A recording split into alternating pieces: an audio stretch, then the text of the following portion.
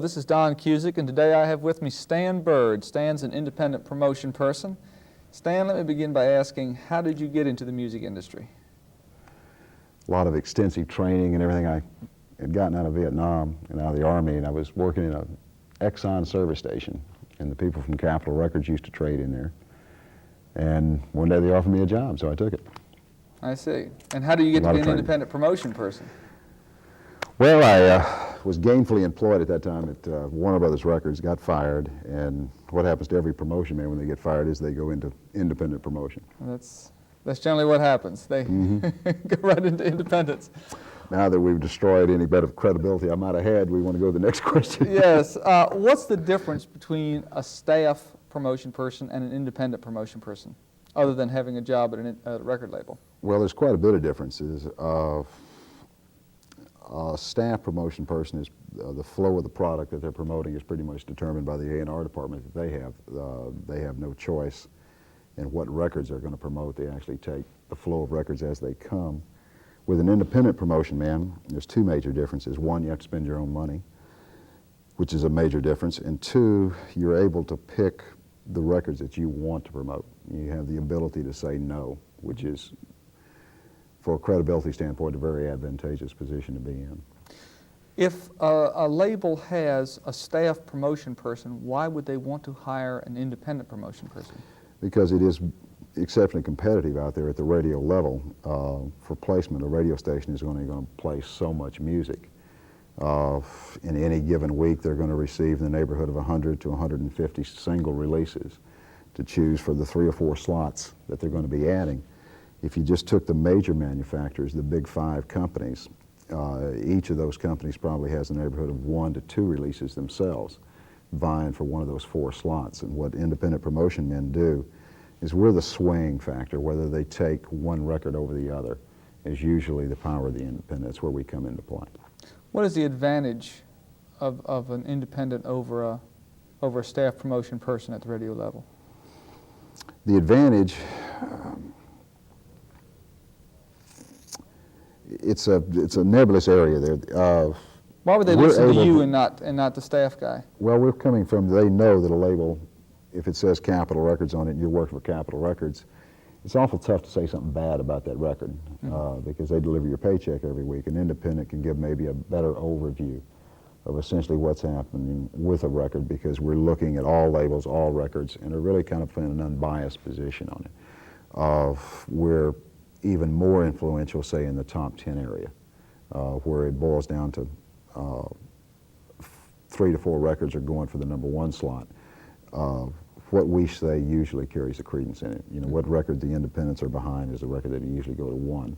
But don't the radio people look to the staff promotion people for a lot of perks, for the free albums to give away, for the free lunches, for this sort of thing? That's basically right, and that's what sets up a Warner Brothers or a CBS releases. The perk gets there, and it gets into, say, the stack of 7 or 8 records that are going to be considered for the 3 or 4 ads, where it comes down to which one of the 3 actually get on the radio is where we come in. We'll take of the 7 or 8 ads that records that they've got in consideration for that week, where we come into play is persuading them which one of those to go with after the label guy sets it up. Now, working with the label, you have a promotion network. You have national, regional, and local. How does that work? How is that set up? Well, at a label, basically they're set up 2 ways, and we've got 2 different fields of promotion that are actually involved. Well, actually 3 if you took in R&B. But usually what a company will do is they'll have a staff of local promotion men. It usually consists of any place from 25 to 30 local promotion men. And each one of those are responsible for the airplay activity and the day-to-day marketing activity within a specific distribution area of the branch that they're working Will this be like the top 25 markets in the country? The top 25 or not necessarily the top 25, but the top, the 25 most advantageously located geographically. You know, you may not have a branch in Houston. Houston is definitely one of the top 25 cities. Because you've got one in Dallas. But you've got one in Dallas, and because of the way records are sold, all records that are sold in Houston, outside of maybe 2 or 3 accounts, are bought in Dallas from account headquarters there and shipped to the Houston market. So most companies do not have a Houston branch.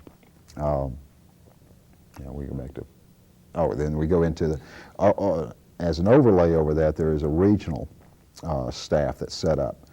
And usually it's set up into 3 venues of music. There's an R&B staff on a regional level, there's a country staff on a regional level, and there's a pop staff on a regional level. And what these regional promotion men do is they actually politic and vie for the time of the local promotion men. The country guy, the R&B guy, and the pop guy are all trying to get a good performance out of the local promotion man. Usually they'll go with the pop. They'll do, pop pretty much dictates what the local man's day-to-day activities are. And hopefully from a country standpoint, you're getting a little overbleed that he is also able to call on some country radio stations. The impetus is on pop because that's where the major dollars are. Mm-hmm. Are they paid from the sales? Are they doing sales and promotion? No, they're not doing sales and promotion. There's a separate staff to do sales. The local promotion men are paid, let's just take CBS for an example. The CBS corporate pays them. Mm-hmm. The regional staff is set up above them to give them direction on their day-to-day activities. And they get probably a very strong performance out of pop, a fair performance out of R&B, and usually a poor performance out of country. Mm-hmm. Because the sales are less in country. The local promotion man actually works for and is directly answerable to the region, to the sales manager for the branch. Now he'll determine, he wants that pop airplay because that's where his major sales are. The country, which is my field of expertise, is probably 3rd on the totem pole. So the local guy is handling all kinds of music, but the regional person is only handling one kind of music, and then the national person is handling one kind of music. Right. Okay. What do the locals do different from the regional? Just narrow it down to a market? No, their prime responsibility, if you were to read a job description for them, 80% of that job would be the maintenance of relationships at the individual radio stations. If we were to take Dallas, Texas, and there's 47 signals in the city of Dallas, that local promotion man would be responsible for the day-to-day radio activity of all 47 signals.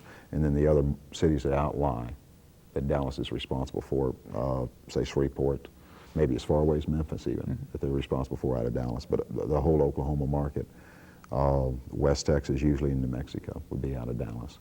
And he's responsible for that. The regional man would have probably 5 local promotion men underneath him. He'd probably have a local promotion man in Houston, New Orleans, Dallas, St. Louis, and probably Memphis. Okay, and the national promotion person would only be concerned with the reporting stations? Well, that's what the job is boiled down to. It used to be more than that, but it's boiled down to where the measuring stick of performance is the national chart. Where your records finish in the national chart is what your superiors determine what kind of job you're doing. Well, you've got a problem with the chart in that, and this is the trade charts and billboards and billboard and Cashbox, that you can't get on the chart without being on the radio, and you can't get on radio without being on the chart. Is that what, do you face that every day? No, not really. It is if you were talking to somebody in the publishing side or something like that, they might say that, but no, no, you can't. You can sell, the key to it is a cash register has to ring someplace. Somebody's got to like a record enough to go buy it, and hopefully buy it in enough quantities as to where it becomes profitable. And at that point, the whole company continues to function. But we still manage to get by with that. Okay. Now, when you say making the cash register ring, you're meaning basically album sales. Album or single sales. Single sales. Yeah, there's more profit in an album sale, of course, but you need the single. The single is the advertisement. That's the same way as Frito-Lay goes out and buys commercial time to convince you that when you walk into a supermarket that you don't want a corn chip, what you actually want is a Frito. And that's the same way we use records for. How do you get a record on a radio station? Well, there are various and sundry ways. Some of them we can talk about television, some of them we can't. Essentially what you've got to do... Are they all legal? Some. Okay, some of them are legal. Okay. Basically, what you've got to have to promote a record is an understanding of how a radio station works. You've got to know what a spot segue is, what a hot clock is, what a balance of a format is. You know, I came out of radio. My first, why I have any expertise at all in this field is that I used to work in radio when I was going to college, and I do have an understanding of how a radio station works, how music is actually considered for a radio station, because what they're looking at, it boils down to a station owner could care less what he's playing. As long as he's is able to garner advertising time and charge for that, or garner enough audience as to where he can charge for his advertising time and make a profit, that's all he's concerned about. It's up to the program director of the radio station to actually determine what type of approach they're going to take to gather the most listeners. And that's, and then he comes into his, once he decides what format he wants to run, then he comes into his music mix and how he wants his station to sound. And then that's where we come in, you know, how to talk them into picking one record over another for the reasons of it'll fit his sound better, it's a more active record, it'll appeal to a certain segment of passive females. Maybe he's weak in his last arbitron and left-handed 13-year-old girls. You know, maybe we want to come in and decide to him that this is the record to play because every left-handed 13-year-old girl in the city is going to be listening to you because you're playing that record. And that's what we're trying to do. So you're passing along a lot of factual information and hopefully some persuasion to get it on there. Basically, it boils down to we can kid about, you know, all the illicit activities that go in, and there, you can take my word for it, used to be a lot more. It used to be a lot more fun. Now it's basically down to a science. We're dealing with a lot more computerized music mixes. We have to be more astute, more knowledgeable, and have more facts at our hands than, say, anybody else would. You know, we have to present a better picture of what that record does once it's on a radio station and try to spread that word around. And that's essentially what we're in the business of doing. Suppose a great record came out and didn't have any promotion person calling it. Would it get on radio? No, no way. Why not? Doesn't that go against the grain that a great record should be heard? Well, that's what the music business is supposed to be about. You know, every record that's out is out because somebody believed it was a hit. And the music business is essentially a crap game. It's a lot of people stepping up to a table and trying to throw a 7. They don't have the time to listen to it. It would never make a chart because a chart is based upon a method. They have a methodology with how they determine how the top 100 records are sitting in comparison to the other records that are out there. And under the pressures of a radio station, the guy trying to do an air shift, do a music mix, make sure his gold is patterned right, his production load, everything else that goes on with a radio station job, he would never have time to listen to a record unless somebody told him to listen to it. So without promotion, it would, you know, it would arrive in a radio station through the mails, and that's about it. You'd never hear it. On a reporting station, I'm talking about the stations that report to the trades for their charts. Isn't that what your job is mainly concerned with? That's all my job is concerned with, right. Totally the reporting station. Now, if the reporting station won't go on a record, what recourse do you have? What else can you do? It happens. You know, our job is to make sure a radio station does play it. It does happen. There were instances, you know, a million-selling single out of this town does not happen that often. Last year we had one, Swingin' by John Anderson. There were 2 radio stations that did not play Swingin'. We did everything in the world that we could to try to get them to play that record. We did not get it on. It still sold 1 million without the 2 radio stations. It still went to #1 and stayed #1. I think it was the only 2-week #1 record in Billboard last year. But 2 radio stations still didn't play it. Now that's, you know, we'll never forgive them. And since that time, we've gotten one of the guys out of radio, and we're working on the other one. Okay. Now you keep up with records by tracking. What is tracking? Define Tracking is essentially once a playlist is done. There's 2 different types of tracking because you have 2 different trades now that are the predominant trades in the music industry. Radio and records, which uses one methodology for determining their chart position, and you've got Billboard, which uses a different methodology. With Billboard, it's a numerical. What they insist from is a numerical chart from each radio station. So when tracking takes place at that level, what you're doing is calling the radio station back and getting each of their the numbers on their list. Let's just say you're working a Statler Brothers record. You call back and see where he put the Statler Brothers record. You know, did it move from 5 to 4? Did it, you know, go from 4 to oblivion? You know, where do you set up? Because Billboard uses a numerical methodology. They give weighting for a station. They'll,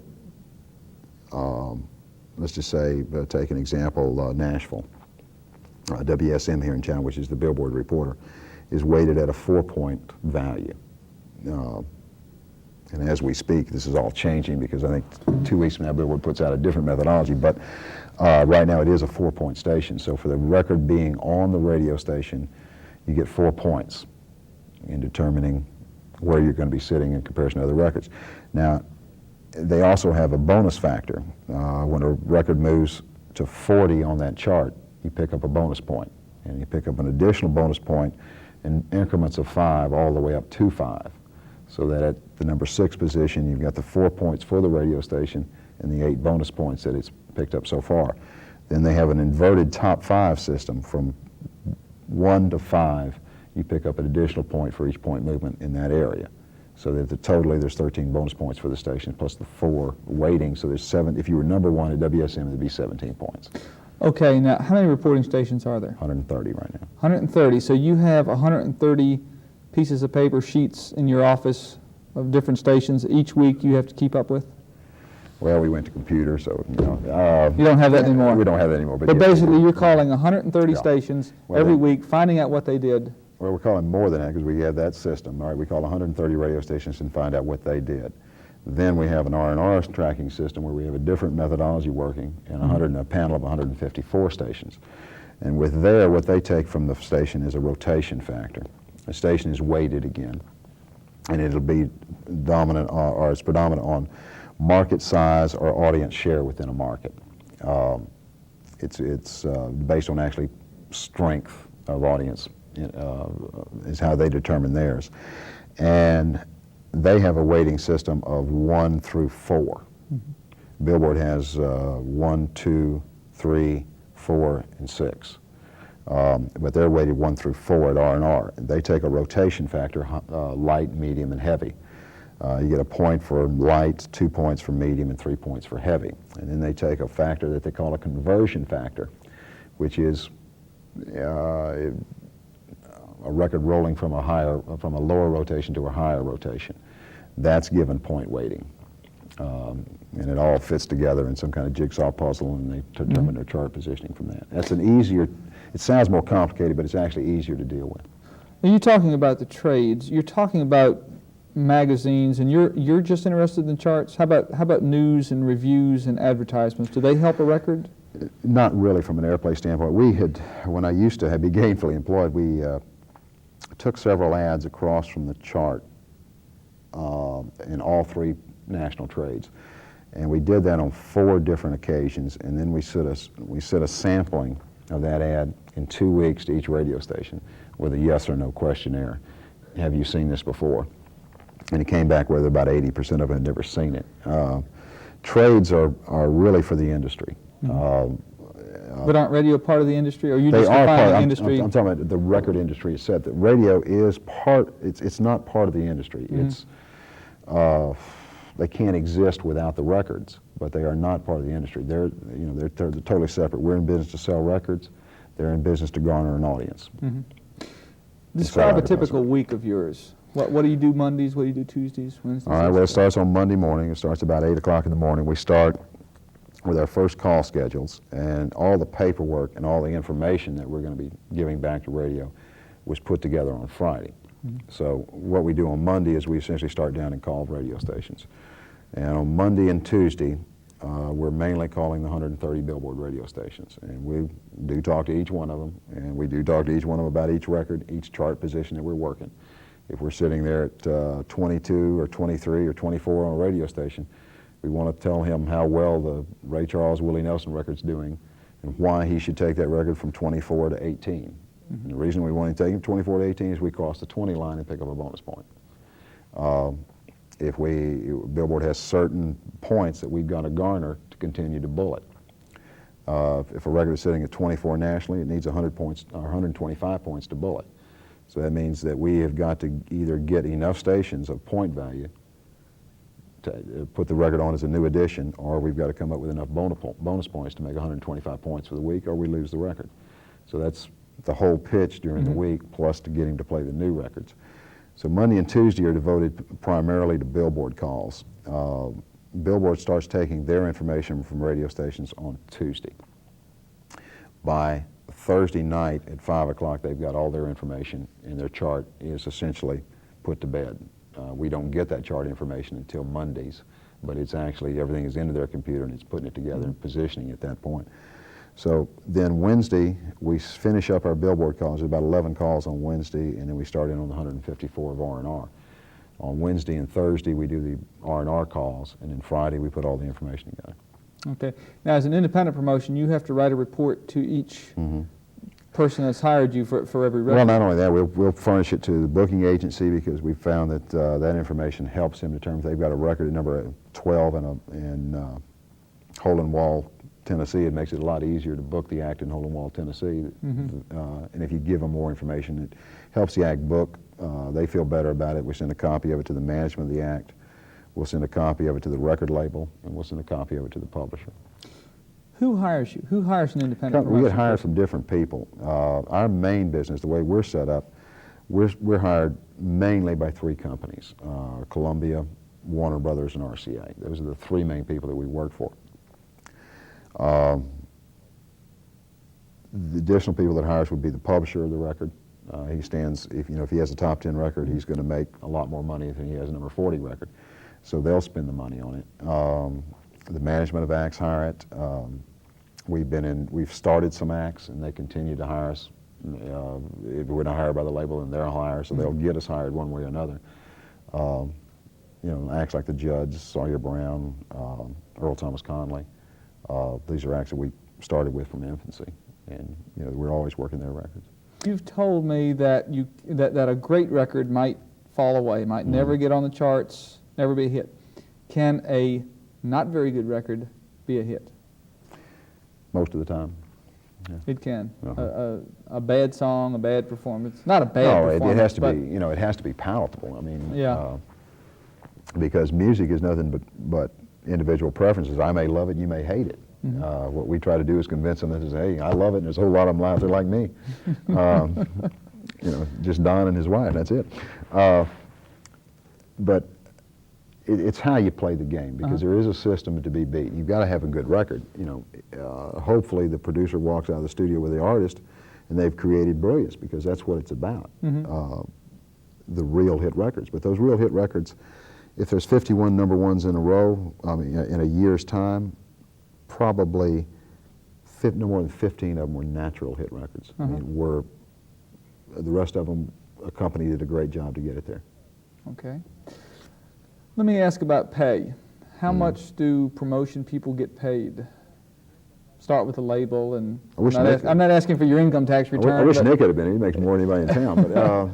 But we get paid $2,500 a record, and for the life of the record, we don't take any weekly projects or anything else. And then we usually declare a bonus, and we'll get a bonus depending. We like to get a top 10 bonus, and we like to get a number 1 bonus. What is the difference as far as airplay between a number 1 and a number 5? Aren't you dealing with basically the same amount of airplay up there?